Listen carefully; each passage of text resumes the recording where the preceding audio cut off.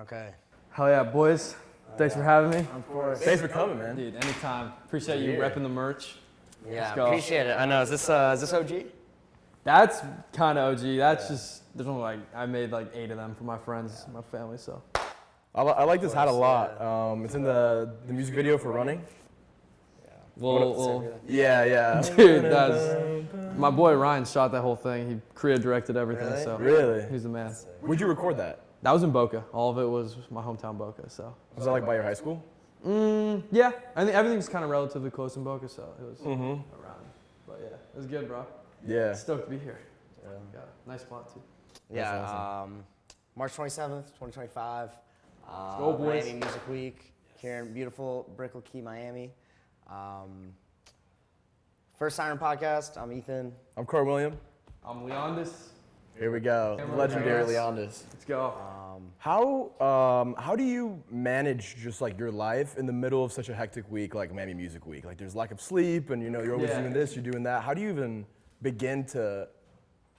Yeah, honestly, I'll keep it buck. Like, it's not too crazy for me just because I tend to keep my work life and my normal life balance separate. So, like, if I'm making sure that if I'm have a full day of work and stuff, I'm making the necessary time to have my alone time, go work out, go meditate, do whatever I need to do. So when I am working, like obviously this doesn't work for me, but when I have a show or something, I'm kind of just in and out, get there 30 minutes before, play the show, meet some people after, and then go back home. So it's not too hard to balance, but lack of sleep is definitely something innate. You gotta kind of just, it comes with the music industry life, but it's not too bad. Yeah, I feel like from the outside looking in, it's like, oh, being a DJ must be awesome. Like, you're just going out all the time, but it's like, you're not. It's hard work. It seems like the hours are really demanding, and you're probably on the road a lot. Yeah, it's every weekend usually there's a different show in a different city, but it's not terribly too hard. It just depends. Like, you can make it hard on yourself, booking a 6 a.m. flight after a show on a Saturday, Sunday morning, or you can make it easy on yourself and book it at 6 p.m. So Obviously, you love your work, but when you're back there, is it like, does it feel like you're out with the crowd too? Like, you feed off the energy, or is it more like you're locking in, making sure that... No, I definitely feed off the crowd's energy. It depends each show. Like some shows, like last night, it was more intimate because there wasn't that many people because we're closing out after Sam Felt. So it was definitely more of like, I had more fun just being intimate with the crowd and being able to like see their reaction on their face, being close with them. And then there's other shows, like I've played like certain festivals that I'll play. I'm pretty far from the crowd, so it's hard to really like connect on that intimate level, but I definitely feed off the crowd all the time. Interesting. I never thought of that. The distance from the crowd has like a real effect on your experience. Like, Dude. could you talk about the differences there a little bit? Yeah, surprisingly, if I'm playing like a festival and obviously there's gonna be way more people than like a small show, but just being far from the crowd, I don't know what it is, but there's some type of, I don't wanna say disconnect, but there is some sort of, it's just, you don't feel as close with them and it's harder to connect, whereas like, I've done like 360 shows in like boiler rooms, and you've probably seen videos online of boiler rooms. They're all insanely like, you can high five the person in the front row over the decks. Like, I have a question. How effective are like when people put the big text on Snapchat and like they're throwing it up to the stage? Does that actually work? You looking at those? Effective confirm. Sometimes. Don't do it. Yeah, pull that up too. Sometimes I'll actually get a good idea from them. Like if it's more of a, like I've played shows like when I just played 11 last week, it's more of like an extended 2-hour set. So you're not really, I'm not coming in with like a whole game plan of like every song I'm playing. So if I see something that's like, oh, that's not a good idea, like Nokia, Drake just came out. Sometimes do it, but usually it's just. It's crazy how far people will go to hear the song they want. Like in Nashville, all the live bars, like the bands will just have, it's like you Venmo $20 and you get to like queue up your songs. No guarantee to even play it. Dude, like, it's. They probably rake in so much money. I know DJs that have charged $150 for a song request. Terrible. I would never. But yeah. What kind of venues like would that happen at? I know someone did it at Dare. Oh really? At the Dare nightclub, and then anywhere that's like kind of closer and intimate. The dude literally was like, she held it up that said some song, and then my friend DJ Damage Goes was like, it said 150. She did it. Have you ever taken someone's phone, like taking a selfie? Yeah. And then like forget who the person is? No, they'll usually be pretty close up, but I'll throw it back to them when they drop it. So. Yeah. But it's good. But yeah, dude, DJing is fun.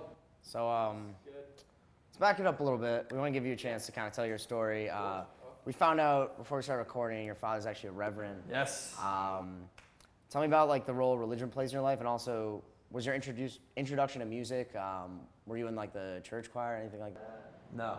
But yeah, so yeah, my dad is a priest, so the faith is definitely a big part of my life. But yeah, we can kind of take it back. So I started making music only somewhat recently, probably around like 15, 14 years old, but I've always been playing instruments, guitar and pianos. The instruments I started on and drums. And I think it was probably around my freshman year of high school, wanted to start a band, and I love my boy Tim over there, but we wouldn't start a band, even though he can't play the piano, but no one else really wanted to start a band at that age. So I figured out, okay, how can I put all my instruments, everything together to create something like that? So in my head, I'm like, oh, let's figure out how to do GarageBand, which is like, you know, the first software that everyone that makes music kind of starts on. So I did that for a little, and then I was listening to rap music at the time, so I started making rap beats for rappers, and I did that for like a year and a half in high school, and that was like junior year, and then that segued into electronic dance music, just because my rap songs that I was making started to be like more nostalgic, euphoric sounding, and like emotional, and the rappers just didn't want that type of beat, so I was like, all right, I'm gonna kind of segue into that, and then it's been electronic music ever since, pretty much. So did you notice that when you were doing these rap beats that they were kind of becoming more euphoric, more melodic? I had this rapper, One Way J. He was like my go-to. Were you selling them, or you were just kind of like? Yeah, bro. I was making. Yeah. Okay. Were people reaching out to you asking for like specific styles, or was it like you were just making stuff you thought? I would make like a beat or two a day, which wasn't that hard because I just find a sample or make a sample and then do drums. Super easy with rap music. But I'd do like a beat or two a day, and then I'd have my buddy Chris, who was like 2 or 3 years older than me, hit up these random rappers in like Miami and Delray Beach to like be like, yo, I got a producer if you want beats, and I just send them a whole pack, and then they pick, and then cash at me $40. Wow. Yeah, that was the start of it all. I mean, yeah, if you could do a couple songs a day, like that'll add up quick. It didn't. No one wanted the beats. No one wanted them? But- Okay. So then that's when you then realize it's time to pivot. Yeah, exactly, and I would say that's one, the music industry, but also just entrepreneurship in general. It's pivoting to something else, the same way that you'll see all these people on YouTube slowly pivot to TikTok or Spotify. People like that make music will pivot to starting a podcast, or even for you guys, like you have a very successful app, but you're just pivoting to different types of media outlets, which is like podcasts and stuff. So it's great. We know a lot of since we're in college, we know a lot of people who know how to mix, and it sounds like to me there's like a certain plateau with like you can be good at mixing, but like if you really want to make as a DJ, you got to be producing, you got to be making your own stuff. Do you think because you started off producing rap beats and started off like creating your own type of sound, that's what gave you the advantage over people who are just becoming like skilled on like the board? Yeah, totally. I mean, I will say the segue is usually, if you're a dance music artist or DJ, the segue usually is DJ. You fall in love with that, and you fall in love with like playing for the big crowds and playing at the shows, and then you hop into like, oh, I actually need to make my own music and able to make this a profitable and enjoyable career. So I think having the reverse of it, of music first, and it's like, oh, I'm making EDM, I also have to DJ, huge advantage. Because production is 10 times harder than DJing. Right. So like just having that down before has just made it a lot easier for me. Yeah, that's a good point. It's probably way more difficult to fall in love with, I guess, like the clout chasing aspect of like, I want to be in front of the crowd, and then learning how to do music. Whereas like when you come from a genuine spot of loving music and having like played the drums and having done rap beats, then it's like second nature. Exactly, and that's why like I think I'm still thriving in the industry, because it's only been like 5 or 6 years, but I've seen all the crazy nights and parties and stuff, and it's just like not who I am. So it's not really fun to me anymore. Doing all the drinking and all that stuff, but like having the real passion be in the music and the creation process is totally like why I do it. So for the listeners, you're 22 years old. Yeah. All this success. So let's bring you. Thank you, bro. You went to UCF. Correct. Yeah. So when you're entering college, you're just starting to like produce stuff. What was the turning point when you realized like your career outlook, like this is something I can do, this is something I want to pursue, and what that change was like, and anyone who was there for you like from day one that helped? Yeah, well, I definitely figured out, I think music is for me early on when I was just the satisfaction I'd get from playing instruments. I knew like deep down there was something that I wanted to keep pursuing with that. Didn't exactly know where and like what field that would be. So like for all the younger producers and music artists out there that are listening, don't feel like you have to have it figured out right away. And that goes for everyone, like every aspect of life, whether you're creating an app or you're a videographer or anything. Like as long as you take the first step to kind of try to figure out what you want to do in the field that you're interested in, you'll figure it out. So yeah, I was interested in just that portion of it, the music wise, like playing instruments. And I think I figured out for real, I can make this a career when I did a remix for two friends who, the Big Booty Mix guys, for anyone who doesn't know them. But that was when I was 17 and they released it. Wow. And that was like, I didn't realize how big like that actually is until like I tried to do it again with other artists, and it was like a year and a half of artists being like, nah, I'm not good enough. How did the collaboration come to be like? It's a crazy story actually. You know, like the text automated systems where you can like text artists and they'll like send you like if you type. Oh, it's like, here's my number, text me, and they start. Yeah, so I was on that and I like texted them. I was like, yo, can I remix your song? And then they actually texted back. I was like, here's them. It's like, I had no Spotify page at the time, no nothing. Wow. And they were nice enough to be like, yeah, sure, dude. Some rant, like they have no idea who I am. And then, yeah, it just came about from that. So crazy story. But that's why I always tell like kids when they're first starting, like, just take the first step, and like, if you don't know how to do it, just ask, or like. I feel like just beginning's like the hardest but biggest step. When you were first starting and like, it clearly started to become like a career aspiration. Was there anyone who like was there for you from day one, helping you, and like also how did you deal with like any negativity starting? Like I'm sure you had people around you like, oh, you're gonna be a DJ, like, it's not realistic, that type of thing. Yeah. So with people, I was lucky enough. I had one like high school wise, amazing friends that supported me always. Obviously, my buddy Tim over there. Happy birthday, Tim. It's Tim's birthday. Happy birthday, Tim. Happy birthday. But Tim always supporting me. And then other buddies like Sam and Brian. I don't know if you guys know them. Shout out Sam and Brian. Shout out Sam and Brian. Brian's over there doing work call. But just having like your friends, even just 3 or 4, always supporting and reposting and listening to your stuff and being honest. Like I remember I'd make a song and Tim would be like, this isn't that good. And I'd be like, okay. And I'd listen back a month later and it makes sense. It wasn't that good. So having honest and real friends like that definitely helps you in the corner of just starting out. But yeah, what was the other thing you said? Just how you dealt with negativity or possible like, objections to you. Yeah, I mean, going for it.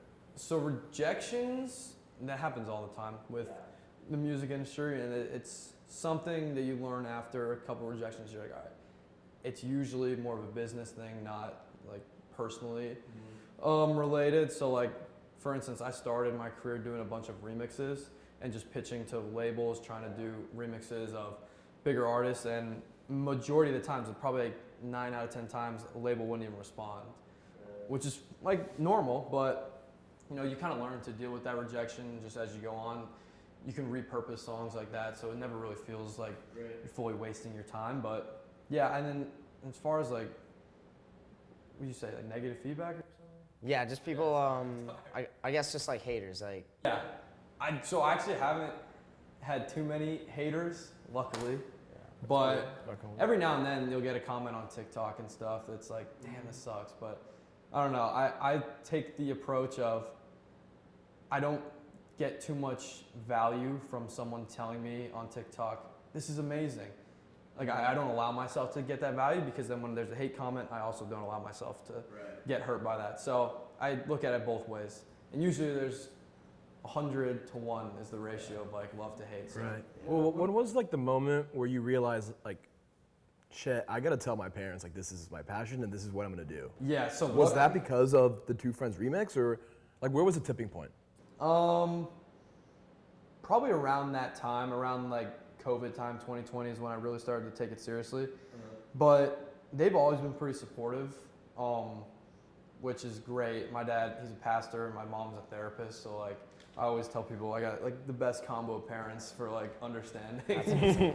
But yeah, they've always been kind of supportive of it. They always know, like I've been pretty close with them, so they get how like important music is to me. So they've always kind of been along on for the ride. But it's good. You mentioned, reaching out to labels and stuff. What advice would you give to up-and-coming DJs, producers who are looking to get, their awareness up? How should they be connecting with potential management and able to get those connections without being taken advantage of? Yeah, so the first thing I'd say is focus on music production because that really is the door to everything. I'd say the most important thing besides that is not fearing rejection and being able to reach out to a bunch of people. So I used to call myself a DM warrior. I would go through every night for 2 hours and just DM 20, 30 artists a personalized message being yo, love your stuff. I'd love to remix one of your songs. That was my segue or gateway into making those connections with those artists or those labels. And yeah, just don't fear rejection and know that if you DM 30 people, maybe one will respond. And as long as you get that opportunity, if you keep doing it, one of the opportunities will hit. Kind of goes for everything, looking for a job or just yeah, dude. Keep going. Exactly. I've realized that a lot of the lessons I've learned in the music industry, it applies to all walks of life, which is helpful. Right. Yeah, no, I feel like anyone who would listen to this would be able to take something from it, I hope. Try not to take no for an answer, but just keep shooting your shot because eventually it'll hit. Exactly, and then it's the... But you mentioned that the production, that the advice to these people is the production is the most important part. Yeah. And what is one piece of production software that you think that beginners really need to get into? Or for someone who, we talked about there's two people, the people that love music and want to become a DJ, and the people that know how to mix on a board and then want to produce music. So people going from the board to producing music, where do you recommend those people get started? Yeah, so there's probably 5 or 6 really big digital audio workspace, I think called DAWs, that's what producer will call them. It's FL Studio, Ableton, Logic, I'm forgetting the other ones, but I'd start there and find one of those. Ableton is probably the best bet. I'm on FL Studio just because I started with rap beats and that's where I watched all my tutorials online.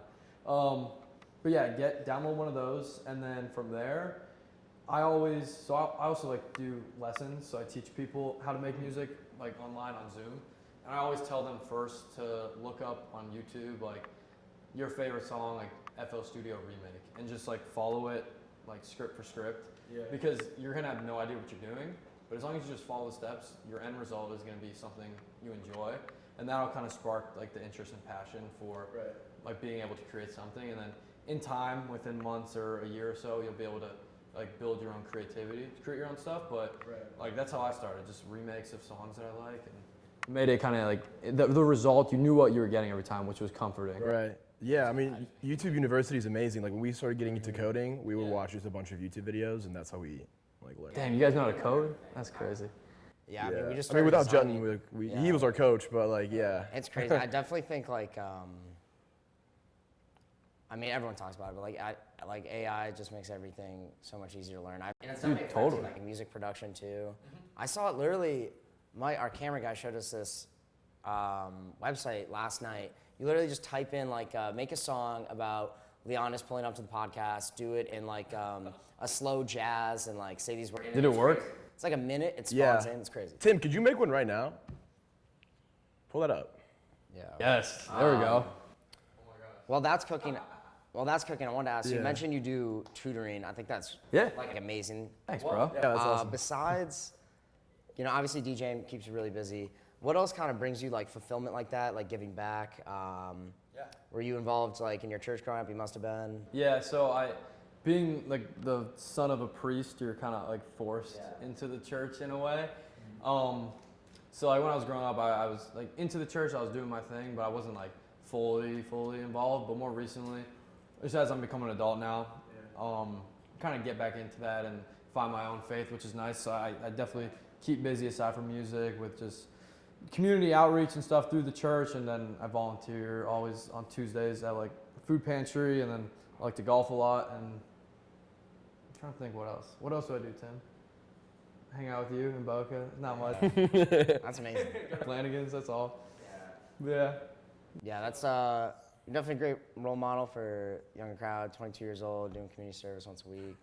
Right. It's pretty inspiring. It's fulfilling to help others, because that's the reason I've gotten accomplishments to this day is because of other people reaching out and giving me opportunities. So if I can somehow. And it's like we can talk about your temperament. Like you're legitimately humble. It's not like I feel like so many people now, like those YouTube videos of people like helping homeless people, and it's like they're recording. So it's like they're helping these people, but they're also like getting clicks. There's from like it. an underlying It's motive. Right. It's like you want to be the type of person who does the right thing when no one's looking. You know what I mean? Like it's not about the clout. Thank you. I appreciate that. That's nice. Tell us about performing at EDC. Yeah. That's crazy. Was that the biggest venue you've ever done? Festival, like name-wise, yeah, definitely. I did that 2022, which was cool. I did like one of the side stages around like a sunset set, which was fun. Yeah, that was cool. It was in Orlando, obviously, so that was 2022? Yeah. So right before, I think it was my. Yeah, I think Tim and I were there for that. Yeah, it was my junior year. Yeah. So, yeah, but that was all my friends from UCF came out to that, which was sick. Just nice. Place, and my parents came to that. I think that was their first show of mine coming to, which was my mom had her earplugs. Yeah, it was good. That was one of my core memories from music. She's got her earplugs in, doing therapy sessions on the side. I know. My dad's just like, nope, get me out of here. It was good. What'd you think of the show that you did in Gainesville a couple weeks ago? It was good. It was fun. It's a normal frat show, so it's definitely like you know what you're getting into, but it was fun. It was good to just hang out with all you guys. Right. Like my type of show, I would rather get paid less, but have all my friends in one spot, and it's just like a big hangout, and I'm able to take care of all of them and get them free drinks and on stage and hang with me. Because that's 10 times more fun and fulfilling as a person than, make a quick bag in the fucking random Auburn, Georgia, or Auburn. Yeah.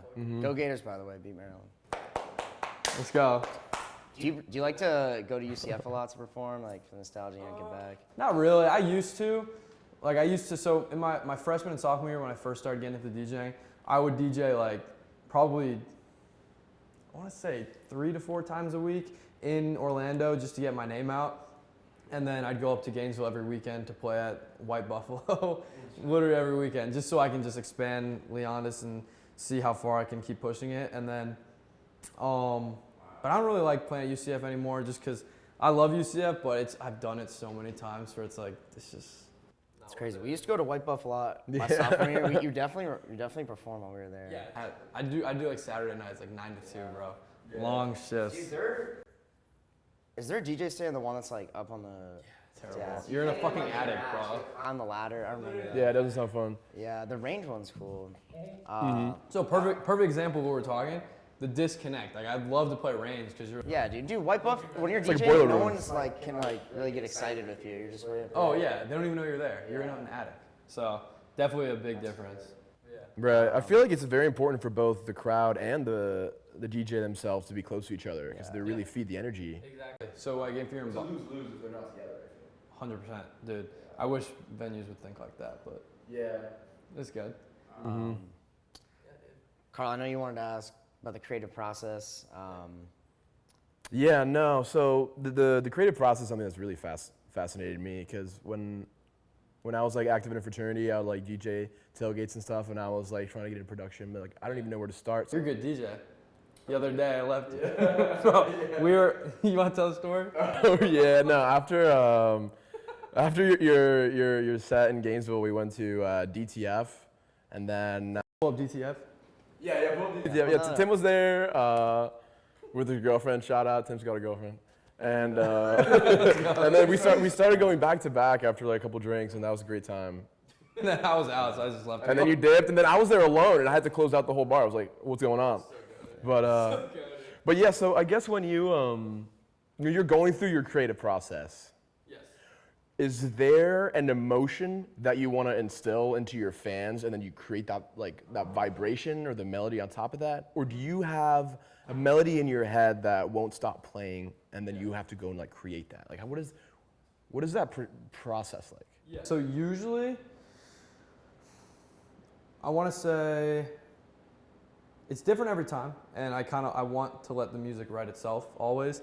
A lot of times if I ever see myself working for another artist, like sometimes I'll do production for other artists or for bands or something. If I'm doing that, then it's less of like a spiritual experience as a producer and more of like okay, this is what they want, and I'm gonna get to that doing these steps. Whereas if I go into the studio and I'm just like, I wanna make something amazing that's me, and it's all for me, I'll honestly just let the music write itself fully. And what I mean by that is, I'll start off with a chord progression that I love, and then with that, I'll start to add little elements here and there, whether it's atmospheres or arps, and then start to kind of build like this wall of sound. And I'll kind of go through just like levels of like building that up slowly. But in terms of like what you're talking about, like emotions, I've realized with music as like an avid listener and also creator that every song that you make or every song that you listen to, everyone's gonna have a different emotional experience and like nostalgic experience. So like if I were to pull up any song on my phone right now that you guys know, you would, when I click on it, you'd be like, oh, that brings me back to this time, this place, and I felt this emotion. So for me, as a producer, I just want to be able to create a song that can have that effect on someone. As far as like the emotion of it, the story of it, I want that to kind of be left up to the listener. And I think everyone has a different story with like the same song, which is nice. That's interesting. That's one thing we've been breaking down kind of with Siren. It's like two people, like you said, two people can listen to the exact same song, but they interpret it differently because of like all the context, like what's in between like the music in your ear.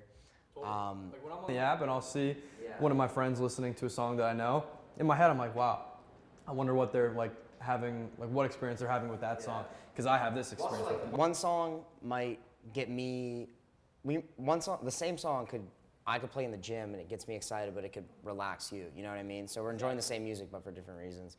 We also, we could also definitely agree. We were talking about the creative process. Like some of our best ideas have always come when it's like something random, like when you're just sitting down trying to force it out. So I wanted to ask you a follow-up question on your process. The music, are you identifying something that you know your fans like? For example, like you do a lot of remixes of like already popular pop songs, other house songs. Are you trying to just like recreate that product, or are you doing like are you messing around first and then the product comes out first? I know you said you can make songs for your own, but you can also make songs for your fans. Totally. That's a valid question, and it's tough because you want to make something that is enjoyed by fans and enjoyed by listeners, and if you make something that does work once, you almost want to recreate it because you know it works. So I kind of take the process of, if something works and something is being able to like the Zins and the Saratoga water. Tim wants one too. Sorry to cut you off. We gotta hit the. No, it's all good. I just started laughing. Like for instance, I'll do like the TikTok remixes and stuff. I will like not be able to like. I want to remake the same thing because I know it works, but you almost have to like switch it around and like do some new type of aspect with it. So like you kind of pushing the boundaries. All right, pull up the Saratoga meme. Can I get some more water while we're at it? Yeah, no. Let's get the Saratoga popped. I had a question for you. Oh my God. It is sparkling. That's when you know it's good. It'll Wait, you want to finish the flat water? It's just Yeah, pure you can't mix sparkling. it. Yeah, there we go. We're also gonna have a little like he's definitely doing push-ups right next to our head right now. On the screen. Perfect. Thank you. Yeah, we should do that later on. We have a big bucket over there. We can do like a little face dunk. I had a I want to follow-up question. Yeah. Okay, no, you got. Because you mentioned TikTok. And Sorry, I got. one thing that I think is a double-edged sword with TikTok is a double-edged sword for artists at least. Is there are a lot of songs that are either really old or wouldn't have gotten the plays and popularity that they have now had it not been for just being popular for that 15-second, whether it's turned into a dance or whatever. Totally. And that's why you're seeing all these songs from like the 80s, 90s. They're all getting popularized. And there's certain songs today that like no one would necessarily, I mean, obviously some people after TikTok, but no one would necessarily like just go play on their aux. It's for that video. How do you think that's affecting, like from a production standpoint, the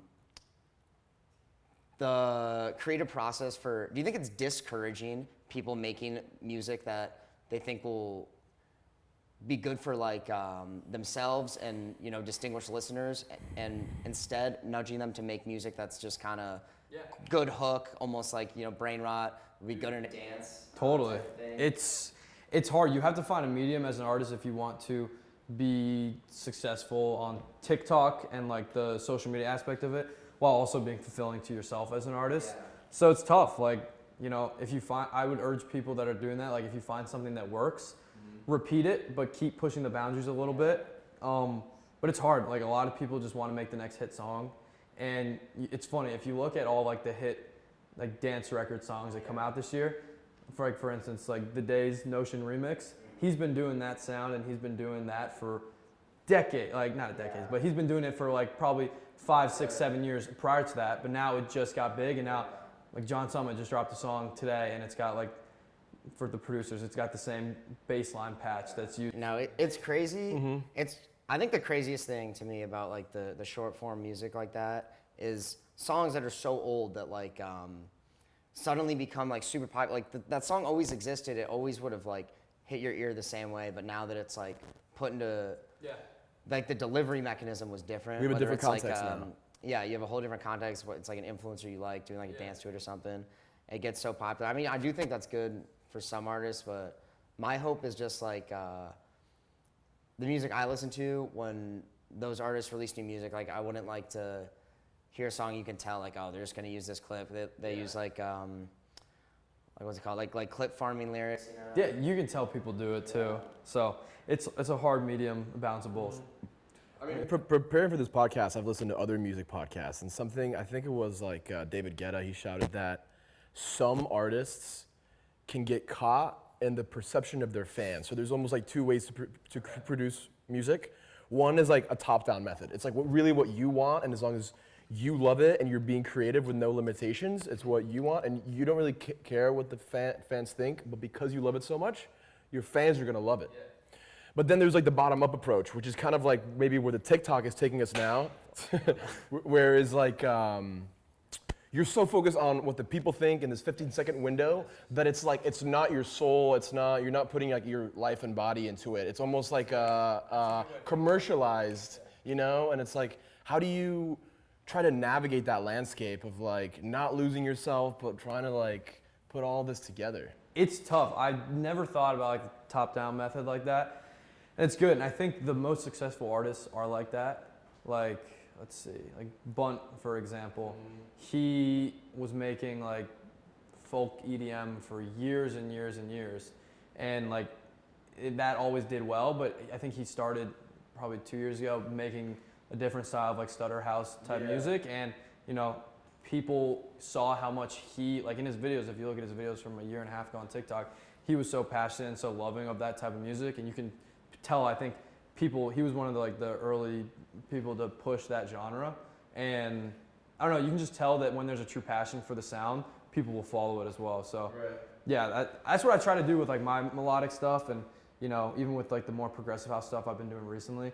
Like no one really fucked with progressive house like up until like a couple months ago again. They wanted to bring back this like golden era sound.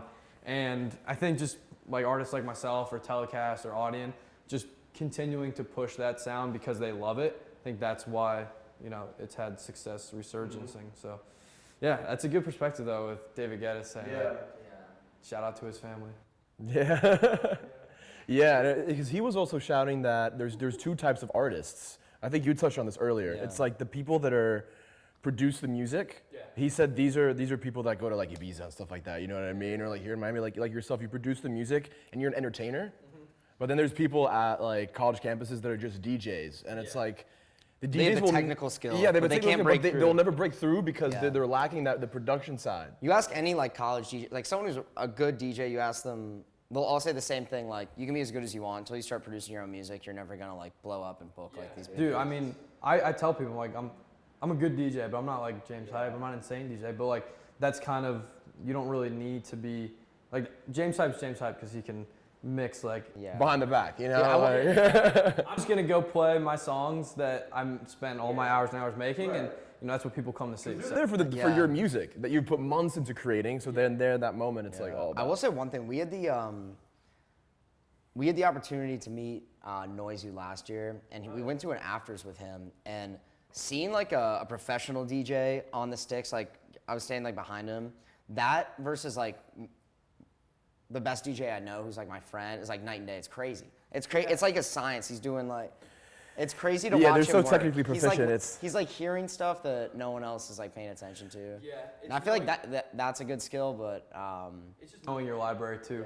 A lot of times, like I'm sure he's like played all these songs 100 times, so he's he also knows. playing like songs that aren't his, and just mixing them well.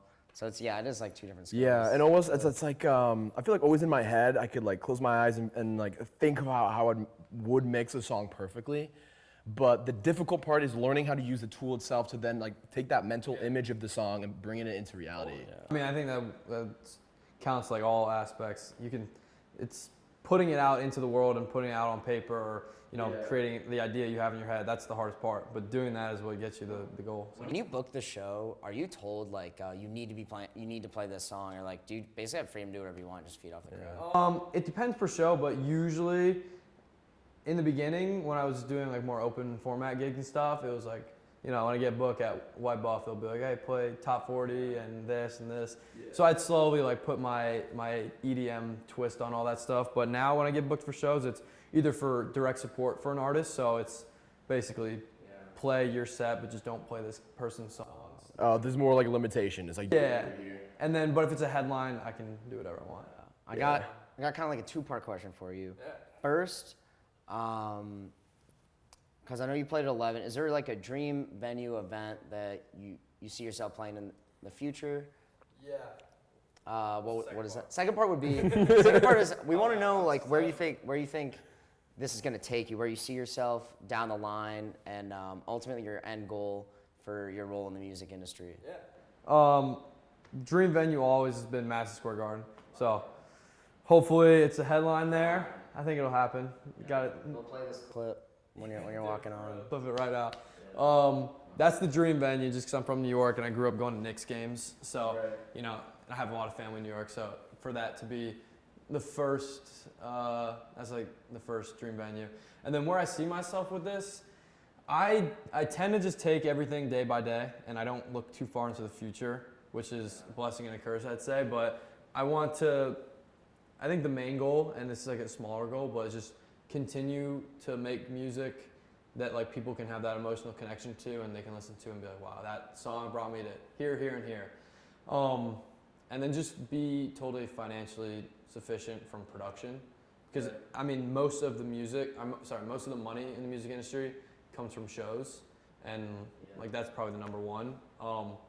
But if I could be fully sufficient just from like streaming of my songs, which takes like years and years to do it, then I'd be chilling. But that's amazing. You're so young. You're like tutoring, trying to get back. Cause you're saying the shows. I went to a boat cruise with our friend Nick. And it was AC Slater, and like I didn't realize he's like obviously an older dude, and he's like FaceTiming like his infant kids and stuff. And it's crazy. He's like music really like eliminates age in that way, because like in that moment it's just like he's enjoying himself playing. You can tell he's clearly has love for his profession and the sound, and I feel like that's whether you're like a comedian, you like making people laugh or whatever. Like I feel like artists, they just love, DJs especially, they just love like getting the crowd going. That's it, yeah. Like that's how you get paid, feeling like the reaction and the vibes and everyone like loving the mood you're creating for them. That's why I like with DJing, I love playing my songs live and doing the whole thing, but like my love for like DJing and shows comes from just like curating an experience for other people. It's not from like I want to be the center of attention. Like that's the one thing that like held me back for a little. Like I don't like being the center of attention. I don't like all eyes on me and like this is your show. Like I'd rather just be in the corner, creating the vibe and doing my thing. You ever been nervous for a show?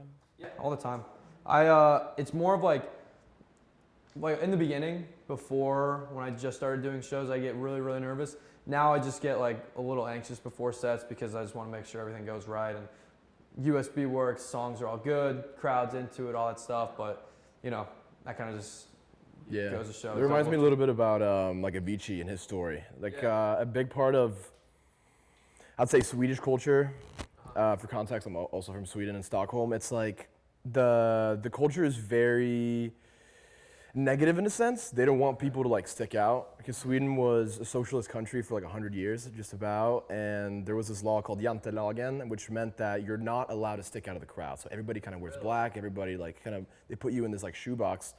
So like when Avicii was starting to come to the stage, that social instinct was so ingrained into him. So in the new Netflix documentary, I don't know. Yeah, I've seen it. I'm Tim. Yeah. It's like a big part of the culture of Sweden. I think was a big part of his like mental struggle. And there's one of his songs. It's called Stockholm, and it's like Backbone in Stockholm. It's like it's not a very big song, but the lyrics in that song kind of describe like the mental pain that he went through and how it relates and kind of stems from the like cultural context of Sweden. It's like, I think also like the culture that the people come from can really hurt or help someone in their like process and being like stage fright or being comfortable and, you know, and being in the light and stuff like that. How is it now with like, there's a lot of like emerging acts from Sweden now. Is it kind of, is it the same like stigma of like not to stand out, or how? Yeah, I mean, I feel like in more recent years, it's become more like American values in the sense that it's like people want to stick out, and also with like TikTok and social media, because he was kind of coming around before. Social media was like really like a massive thing like it is now. Like now everyone has Instagram and all these things, you know. So I think it's definitely gotten better, but yeah, it was something interesting for sure. I didn't even know that. Tim, you got that song? Did you pull it up? I want to hear the AI. Wouldn't work. Didn't work? All right. Tough. That went crazy. One question I want to ask you. I'd be remiss if I didn't get to it. Obviously, the popularity you're at, you're young, you're growing. There's got to be a lot of people who want to like kind of feed off like your cloud. It's very cloud chasing culture in our generation, especially here in Florida. When you're out, when you're performing shows, like, how do you like police yourself from like the fake people? Because I know there's got to be like, especially like in your dating life, like there's got to be like girls trying to, you know, get behind stage. Like you don't know if they just want like, you know, the selfie for the clout, or like if they're actually interested in you. How do you make sure you're not being taken advantage of, and also not like kind of getting lost in the sauce of like now having popularity? Dude, yeah, that's like one of the, I don't want to say struggles, but one of like the concerns and something always on my mind, because like I see it all on vlogs of other DJs and all this stuff. Like that's kind of the lifestyle. I try to, I try to keep it separate. So like honestly, when you're saying like girls on stage, backstage, all this stuff, I just, you know, if they're like there because they like my music and they know me, and like, of course, like that's not gonna discriminate, but I tend to just do my thing, get in, get out. I'm not really like, I don't feed too much into it. I don't find any value in like anyone wanting to be backstage, or like girls trying to throw. I feel like it's so like fleeting and like we said, just fake. Yeah, dude. All these people just want to, you know, get backstage, get the video. You can kind of tell, like, I've taught myself now, like, if there's someone there that's like knows me for my music and is there for me, then like I can tell. But if there's someone that just clout chasing, wants to be back there so they can put on their story and stuff, then you know, I can tell. We load up the song, Tim? Yeah, it's working.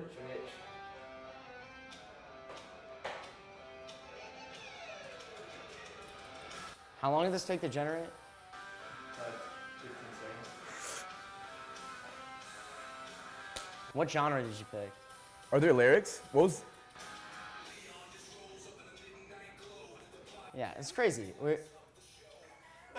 I feel like music production in like 25 years is just gonna be like prompting. I hope not, dude. Alright, cut it.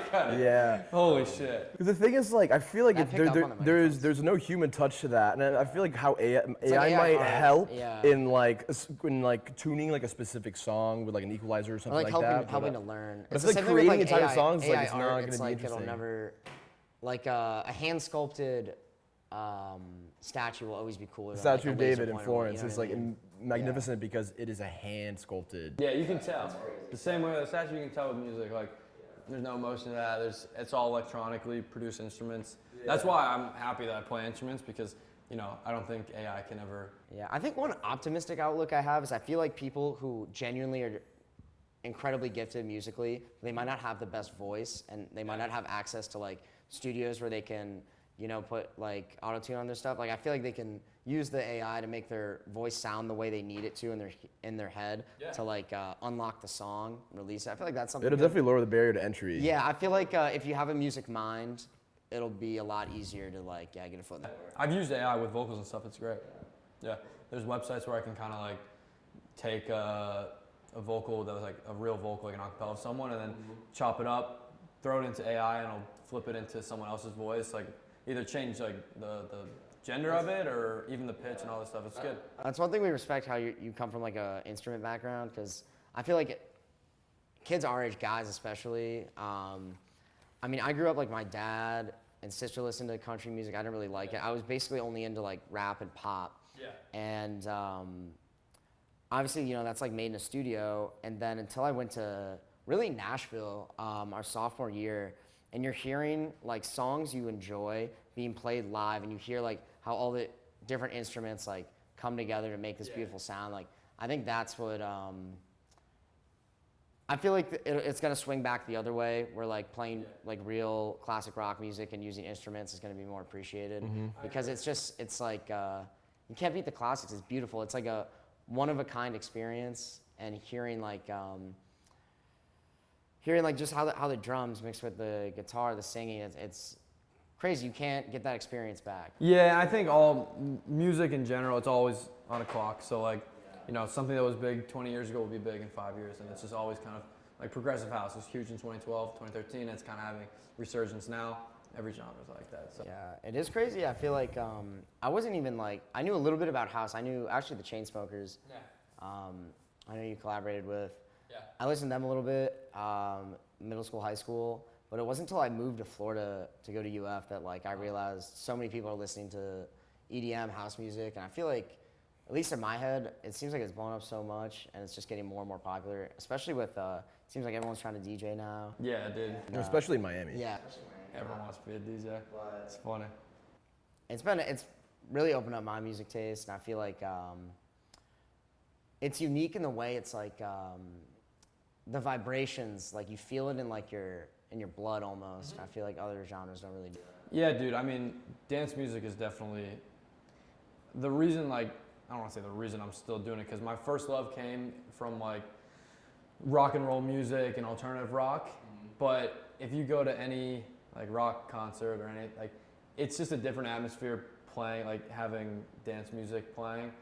It's hard to explain, but what you said, like, it's just not as loud, it doesn't punch through as much, and I mean, to each their own, but something about dance music and electronic music is just, I don't want to say a superior experience, but it's a much different and like almost more intense experience. It takes over your body, like it's dance music for a reason. Like humans have always like danced to certain sounds, and it's crazy how it's like, you literally feel it in your bones. It's the rhythm that really like takes over. Makes you move. So, it's the best genre.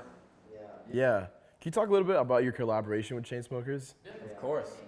So it started with TikTok, whereas most of my collaborations kind of start with TikTok. It was like 2022, and they were coming off a 2-year hiatus from social media, and I knew that they were always big on social media, and they like always would make YouTube videos or funny skits and stuff.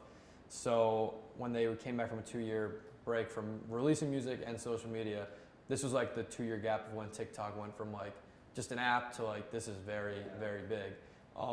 And I knew they were gonna kind of try to get their foot in the door. So I automatically was like, all right, this song's coming out, I'm gonna remix it, I'm gonna post it, see if we can get any traction on it. And then I ended up posting it. I think I ripped the song from their TikTok preview, stem split the vocal, and then made a whole remix for it, posted it 2 days before it came out, but I like muted the vocal, and I did like a roommate reaction video with my buddy Colby. And then that video blew up, and then I ended up having them, or I put the vocal on a couple videos after, and then just kept posting on TikTok like, yo, tag the Chainsmokers, tag them if you want to see it. And then eventually their team hit us up to like, they gave me the full stems of the song to like clean it up. And then for like 4 weeks, I was working with their team, just posting on TikTok to try to help blow it up. And they're older too, right? Yeah, they're a little older. They're probably early 30s. So they've been around for quite some time. So in my head, I was like, all right, I'm going to give them value by helping them push their TikTok as well as mine. And then obviously they're going to give me value by having a song with them. Is that before or after your Two Friends collaboration? That was after. So that was like, I would say it was Two Friends, and then I don't want to say a drop off, but like it ebbs and flows in the music industry. And then the second big moment, I'd say, of career music-wise was I did a remix for Cheat Codes, and then another ebb, and then the Chainsmokers in 2022, and that was kind of like the third biggest. Is there an artist or band that has been inspiring you that you would maybe like to work with or you love to listen to? Because we know we have you on Siren, and despite being a house DJ, I mean, you listen to a lot of different types of music. Yeah, I listen to a lot of like alternative and soft rock. Dream collab, probably band-wise, it'd be the band Camino, one of my favorite bands. They're from Nashville. They're an alternative rock band. Just because we have similar taste in chord progressions, and I get a lot of inspiration from their music, and I just think a collab would sound great. Mm-hmm. And then singer collab, I always say Jeremy Zucker because I think he's got an amazing voice, but female vocalist, who would I want to work with? There's so many good ones. Probably, I already did a remix with her on, but Maya Wright, I think, is the best female vocalist out there. I think she's from Sweden too. But really? Don't correct right now, what does she sing? Huh? What does she sing? She did Body Back by Griffin. She did AM PM by Noted. And she has a bunch of big cuts for, I think, people like European artists, but I'll pull up her Spotify. Did you do something with Sabrina Carpenter? Kind of. I did a remix with my buddy Coaster. We've been doing like these golden era progressive house remixes since like August that have been just blowing up like crazy on TikTok. And we did a remix for that song. That was the first one we did. And it blew up like 3 million views in like 2 days. Wow. And then her team hit us up asking if we wanted to put it out. Oh, really? And then they just haven't, they haven't hit us back, so hit us back, Sabrina. Do that. You have to put it on SoundCloud first because you're not like cleared to use their sampling or whatever. Or is it kind of? So. I feel like they're not trying to. If it promotes their song in a healthy way, I feel like they're not trying to be like, oh. You would think it's hit or miss. So like Sabrina Carpenter, for instance, she did like her label didn't take down our remix, probably just because it was helping push it. But like Tate McRae, for example, her team takes down like all the unofficial remixes on SoundCloud and gives every like DJ that makes a remix a strike on SoundCloud, which kind of blows. Really? That's crazy. Yeah. Shout out SoundCloud, dude. We have to work with a lot of streaming apps, and I feel like they're the most like artist friendly. Yeah. It's literally about the sound. Like you can create, and if it's good, people like it, it'll get to the right ears. Dude, and also, dude, like it's free to use, and you just have to listen to ads here and there. I like SoundCloud a lot. SoundCloud is my favorite streaming app just because it's given me so many new listeners, and like majority of people that I meet at shows, they're like, oh, I know you from X Remix. It's from SoundCloud, like whatever that is. So shout out SoundCloud. I love SoundCloud. And I used to make rap songs with my boy Tim over here on SoundCloud back in the day. Jet Ski Woody. I feel like it's the best way to get started. Game Winner by Exec Board. Bangers. But yeah. What percentage of your songs are on SoundCloud that aren't on Spotify? Probably, I'd probably say like 70% are on SoundCloud. Because it's been, so with SoundCloud, I can literally make a song like right now, click post, and it's there. Whereas Spotify, and I can do anything. I could sample anything, I can take any vocals, and I can just put it there, and it's a remix or it's an edit or something. Whereas Spotify, you have to release it through either a label or a distribution, and then that takes 2-3 days to process. You can't do any vocals that aren't totally cleared. If it's the same melody, then you can get copyrighted, you can get sued. So like, that's a much bigger process. So everything on Spotify is very clean cut and very, very business oriented. And then SoundCloud, you can just post whatever you want. So most of my SoundCloud songs that I have are like stuff that's not on. It's like remixes, and then like I'll go and check my like songs to play, and it got taken down. Yeah. Exactly, and that's what it's the beauty of the game. So yeah, but shout out SoundCloud. I love SoundCloud. Yeah. That's huge. My my number one song this month on Siren is "Running" by you. Yeah, I love that song. Shout out the hat. Yeah, shout out the hat. Yeah, no, I'm wearing the hat from the video, and I'm just like, I love like synths, you know, like that mid synth and like the melodic synth. I just like, how did you come up with that? Like, it's just like so captivating. Thanks. Thank you. My pleasure. That song, I don't know why I know this, but it was June 14th, 2023. I think it's because the title of this song was June 14th Demo, and I was just sending that around to all these vocalists trying to get a vocal on it for like 6 months. But I started just with the chord progression. I was listening to a lot of the 1975 at the time, and like if you listen back, you'll hear like the piano chords with like, it has this like, it's called an effect called chorus. There's chorus on the chords, so it kind of made it feel like very wide and like throwbacky. So I was listening to them at the time, so that's where the chord progression kind of came from. And then the synth, I literally was, there's like these packs on Siren, which is a VST for everyone that doesn't know. Siren is like a synthesizer, and you can create your own sounds or you can get sounds from other people. So the lead sound in that is a recreated synth from Inner Bloom.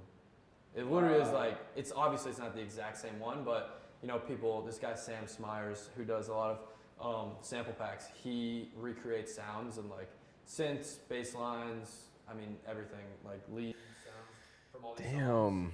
So I was just like, all right. So it's the type of like interpolation, just taking like that. Obviously didn't play the same melody, but the reason I did that like choice there is because I knew like Inner Bloom was kind of having a moment again on TikTok. Yeah. And I was like, oh, people may like this, and I didn't promote it as like, yo, this is Inner Bloom, but I knew that it would have somewhat of like an emotional effect on the listener if I were to use something similar to that. And I try to do that in a lot of my songs, like take like little bits and pieces from either a chord progression or a tempo or a synth. Yeah. Because then you'll like it because you already like the other song. Yeah, because I'm thinking about like, it's mind fuck. Like that's synth, like, and then I'm thinking about Inner Bloom, and it's like, yeah, because I love Rufus Du Sol, one of my favorite like bands, and maybe that's why it captivated.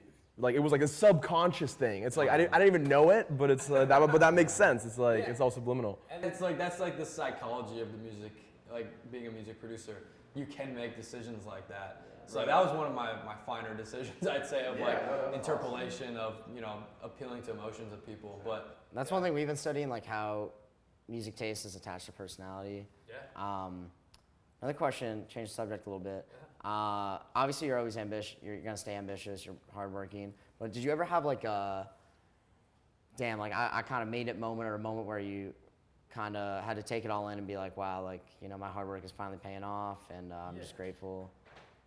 Every now and then I'll have a moment like that, but it's usually not when something big or crazy happens. It's when I'm just sitting and I'm like, wow, like I just look. Sometimes I'll like look back at my Spotify, because I remember when in like 2020 when I first started releasing, all I wanted to do was just have years and years of music and out and stuff. So now like looking back now on Spotify and stuff helps a lot, but I don't know. I wouldn't say it's like a big moment. Obviously, when I'm playing a big show in front of 1,000 people, however much, I'll sit back and be like, damn, this feels good. But I'm always, and this may be bad, but I'm always kind of searching for that next thing. So I don't know. Yeah, exactly. Sometimes I feel never satisfied. So but I'm always grateful for everything that's come my way in the past years. And when you look at Spotify songs, how would you say your style or your taste has kind of evolved over time? I think the integrity of the sound is still there. Like even like the Two Friends remix, which is the first thing ever. I think that, and if you take like one of my newer songs, Fool, for instance, if you listen to the two, they both have like the same integrity, but it's just one production-wise, a lot more mature decisions. But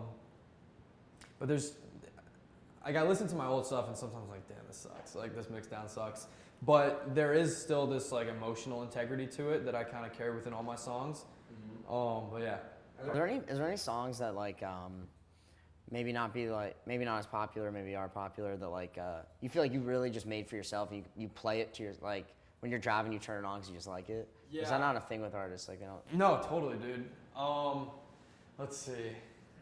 I have a couple that never got. I did a remix of Time to Pretend by MGMT. That's one of my favorite ones, but I dropped it in like a remix pack for fun, like 5 remixes at once. So it didn't get a lot of love, but I love that one. It was like 100 beats per minute, like future bass, and then there's like a tempo change to 90, and there's drum and bass. So that was cool. And then the song Last Time on my EP that I didn't get a lot of love, like stream-wise, but that was one of my favorite ones. Super catchy. Time, stream it now. On Spotify? My boy, yeah. On streaming, Spotify, Apple Music, check it My out. boy Jakey Crumb, he's the man. But yeah, those two probably. Mm-hmm. That's awesome. Hell yeah. It's good. Oh, you want a bowl? No, do you want to do the bowl? Yeah, you want to do the Saratoga Bowl? It's be good content. Yeah, I'll I'll post it. Yeah. Should we do it at the end? Yeah, let's do like a grand finale. We'll pass it around. There we go. What's next? Where do you see yourself going? Like future collaborations. Like, what can you talk about? What can you not talk about? Can you where's this evolving? What do you want to do next? Allowed to talk about or not allowed to talk about, but I'll do it just because. I'm working on remixes all the time, just because it's quick, easy. I can put them out whenever. And then recently, Steve Aoki hit me up to work on some music, so gonna be doing some stuff with him. We can blurt that out after if you. I think we're good to keep it. I was talking with the manager yesterday, so we're good. Just working on stuff with him, and then some other bigger artists have hit me up to work on songs, just finding me through TikTok and stuff, which is nice. Yeah. But I take it day by day. I have like.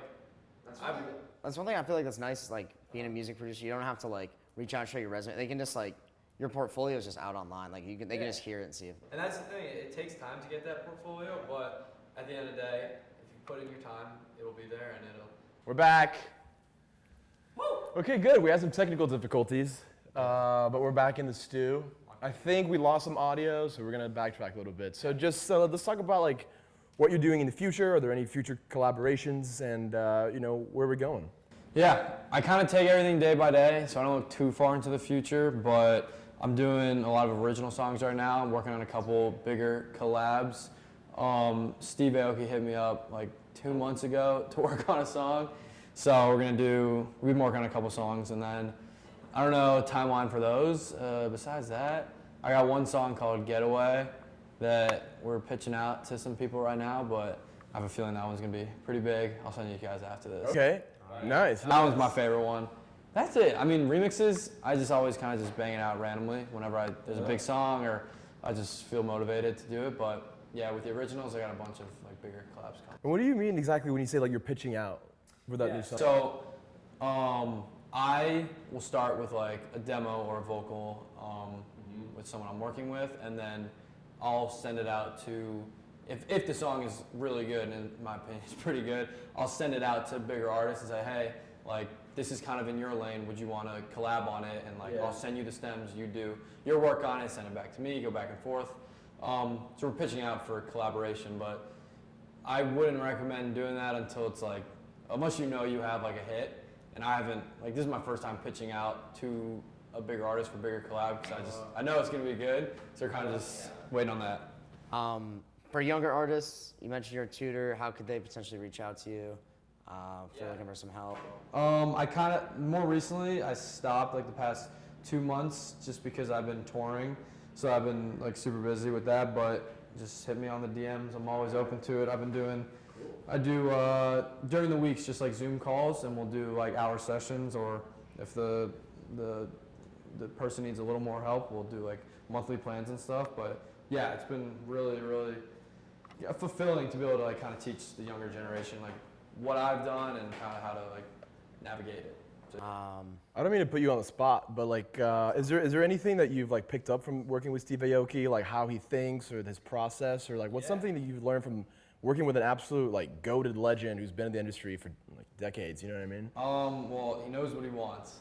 Yeah. He knows his brand, and he knows everything regarding Steve Aoki. He knows himself the best. So working with him has just been like, wow, he's been at it for so long, and to see that even down to like the choice of instrument or like. I feel like he'll definitely get the best out of anyone he works with. Exactly. So it's Been doing been it for a long time. it's honestly been a breath of fresh air working with someone Yeah. like that. But it's been good, dude. He's awesome, super nice, and he's the fastest for how busy he is. He's the fastest text responder out of anyone in my contacts. Wow.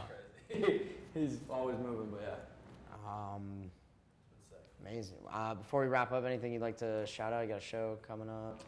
Yeah, I'm doing a couple shows coming up. I got tonight at 3 a.m. with Audion, his Miami Music Week party, and then next week we got Chicago. The week after we got Orlando, and then the day after that Arkansas, and then LA Coliseum with Audion.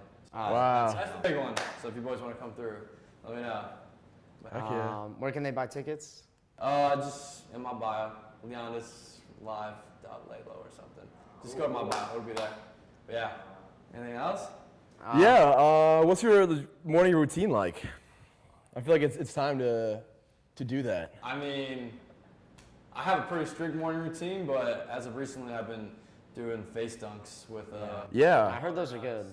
Yeah. Could you fill all three of those up? Put the ice in from the bottom drawer. Bottom drawer. I think we should hit it real quick. Yeah. Let's get a tutorial on that. Well, waiting on that. Yeah. Who's the next guest you'd like to see on the Siren Podcast? Ooh, that's a good one. What are you looking for in general? We just love talking music. We love giving artists like yourself a platform to share their story.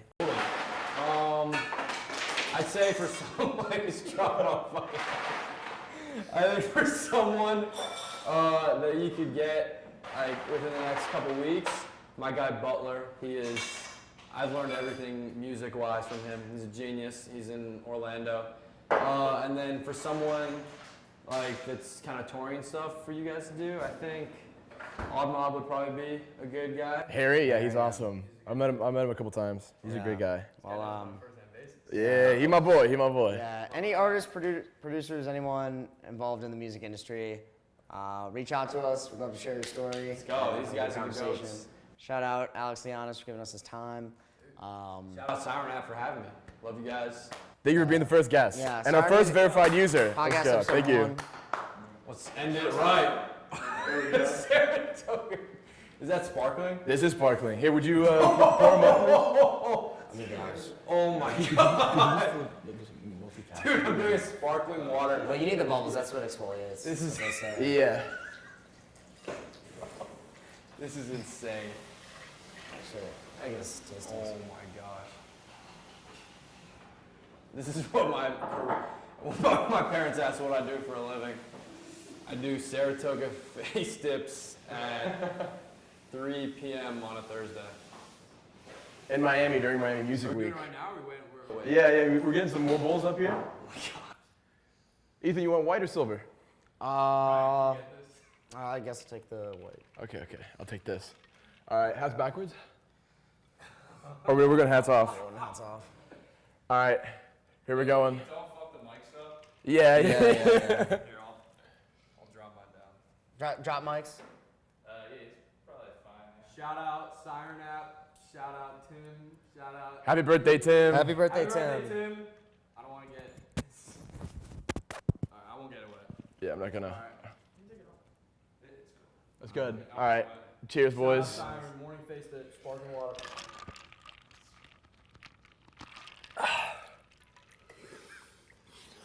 Woo! That was nice. Good morning. Check out his socials. Get his merch. Thank you, everyone. Have a great Miami Music Week. We'll see you next week. Unfucking real, dude. Oh my god. Any artist will come to you. Shout out Siren. Shout out Tim. Shout out Tim's dog.